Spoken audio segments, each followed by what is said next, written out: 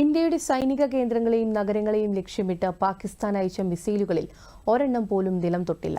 വ്യോമാതിർത്തി കടക്കും മുൻപേ നമ്മുടെ വ്യോമ പ്രതിരോധ സംവിധാനം അതിനെ ചാമ്പലാക്കി. പ്രധാനമന്ത്രി നരേന്ദ്രമോദിയുടെ നേതൃത്വത്തിൽ 11 വർഷങ്ങളായി എടുത്ത നടപടികൾ നമ്മുടെ പ്രതിരോധ സംവിധാനത്തിന് നൽകിയ ശക്തിയാണ് ഈ വിജയം രാജ്യത്തിന് നേടിത്തന്നത്.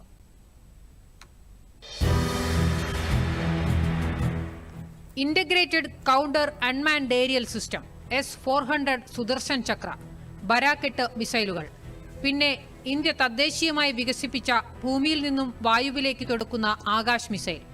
ഇവരാണ് രാജ്യത്തെ പൊതിഞ്ഞുകെട്ടിക്കാത്തത്.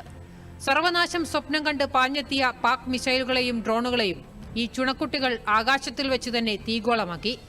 പാകിസ്ഥാന്റെ വ്യാവസായിക തലസ്ഥാനമായ ലാഹോറിന്റെ വ്യോമ പ്രതിരോധ സംവിധാനമായ HQ-9 ഇന്ത്യയുടെ ആക്രമണത്തിൽ തകർന്നടിഞ്ഞു. ഈ ആയുധശേഷിയും സാങ്കേതിക വിദ്യകളുമൊന്നും ഒരു രാത്രി കൊണ്ട് ഇന്ത്യക്കുണ്ടായതല്ല. 2014 അധികാരത്തിലെത്തിയതു മുതൽ സൈന്യത്തെ ശാക്തീകരിക്കാനുള്ള നടപടികൾ നരേന്ദ്രമോദി സർക്കാർ സ്വീകരിച്ചു വന്നു. ചൈനയെയും പാകിസ്ഥാനെയും ലക്ഷ്യമിട്ടാണ് 2018 S-400 പ്രതിരോധം വാങ്ങിയത്.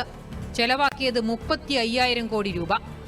2017 ഇസ്രയേലിൽ നിന്ന് $2.5 ബില്യൺ അമേരിക്കൻ ഡോളർ നൽകി വാങ്ങിയതാണ് ബരാക്ക് മിസൈൽ. ഇപ്പോൾ ബഠിൻഡ ഉൾപ്പെടെയുള്ള നമ്മുടെ വ്യോമത്താവളങ്ങളെ സംരക്ഷിക്കുന്നത് ബരാക്കാണ്.